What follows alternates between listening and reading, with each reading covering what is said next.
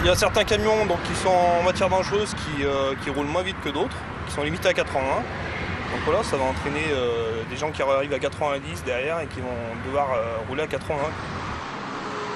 Emmanuel, comme beaucoup de routiers, se pose des questions sur l'interdiction de doubler pour les poids lourds sur l'A47 Lyon-Saint-Étienne. Une mesure qui s'appliquera dès lundi aux plus de 32 tonnes sur 2 plages horaires, 6h, 10h, 15h, 19h, quand le trafic est le plus chargé. Le but du jeu, effectivement, c'est d'arriver à faciliter un peu la fluidité du trafic, puisqu'en fait, quand un poids lourd double un autre avec un faible différentiel de vitesse, donc il bloque un peu les deux voies de circulation pendant assez longtemps. Donc l'idée, c'est d'arriver à pouvoir ouvrir la voie de gauche. Une expérimentation qui va durer 6 mois, mais d'ores et déjà, les professionnels du transport sont opposés à cette interdiction de dépasser.